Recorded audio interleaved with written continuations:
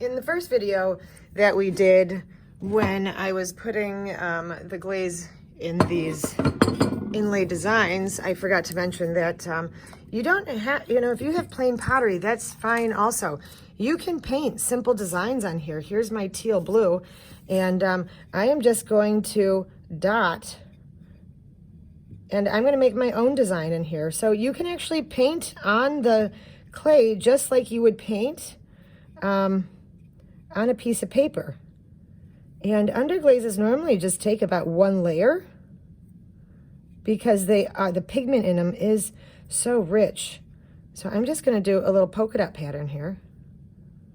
You can do whatever you want. You can make stripes. You can paint leaves. You can paint scenes. It doesn't matter to me. It's your pottery, y'all. You do you. And oops, that one was out of line. My bad. You don't need to sit here and watch me make polka dots all over. I'm going to rinse that out because I think brown and blue look nice together. So I'm going to rinse this out, my brush, dry this, bring my brown back, grab it on the tip, and we're going to fill in between. I don't need any there. We'll put one here. We'll put a dot there. So again, I choose terracotta for y'all because, well, I like the orange color. I think it's really rich. I think it's forgiving when it comes to surface design.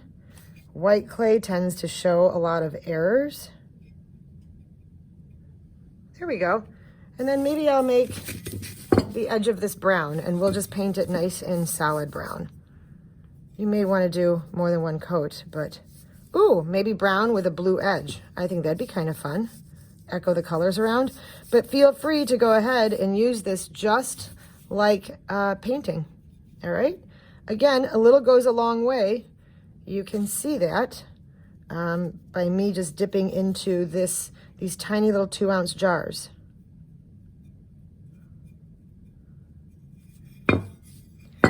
If you feel like you messed up, no worries, because you can remove it with a sponge, and we'll go over that later as soon as I'm done with the other ones.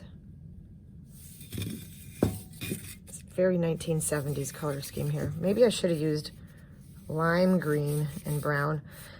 That's why it's important to figure out your color scheme before you start. But these are some extras that I had to work with here, so I don't mind using them.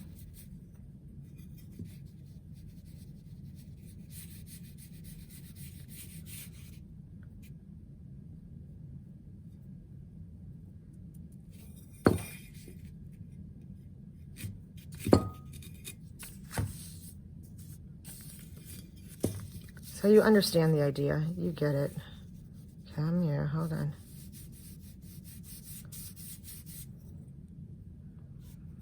Notice I'm kind of lifting the glaze out of there to get it. Some are thicker than others, and that's fine because it just kind of smooths out over the surface. And you can see the difference between when it's dry and when it's not. Kind of chalky. I do maybe want to put a second layer on here. Definitely down here. There we go.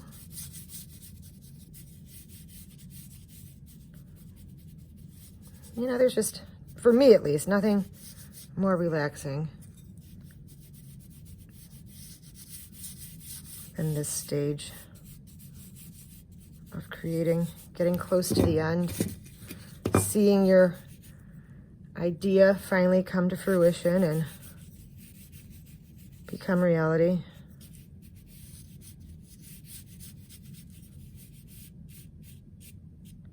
Perfect. I love that. And then I'm going to rinse my brush out over here because y'all heard I'm going to do the blue then on the edges.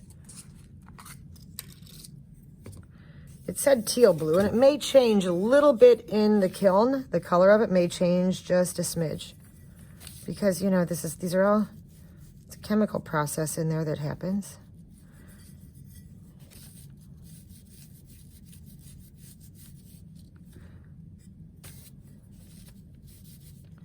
Grab some on the tip. I love it. Can you see that in the video? Yeah, you can see that in the video. So again, you can paint, treat it like paint, however you want. That's why I like the underglazes. Gloss glazes are a little different. These are underglazes because they go under this clear glaze right here. Lots of pigment. Clear gloss, not clear, but gloss glazes, if you went straight for the gloss glaze, if you go straight for the gloss glaze, sometimes you need about 2 to 3 layers of the gloss glaze to show color, and I have examples of that. And I find it's not so easy to be painterly with those. So you all get stuck with what I like. I'm kidding, you're not stuck. You guys get the best. Nothing but the best for y'all.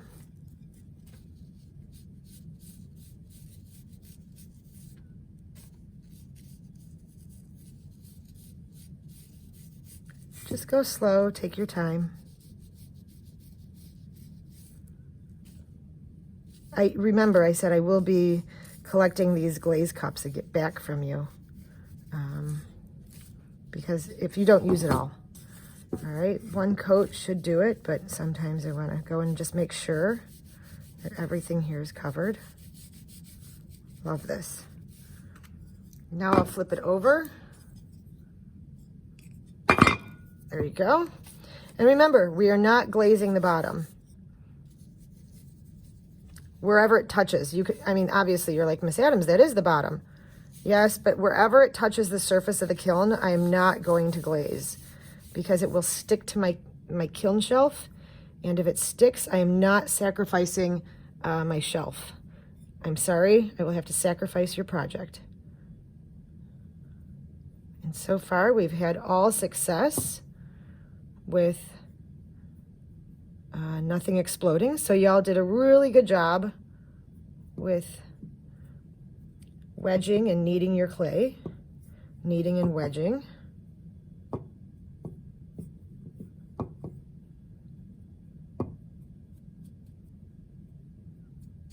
See, look at that. A lot of pottery done with just 1 little cup of underglaze. I do. I love how much pigment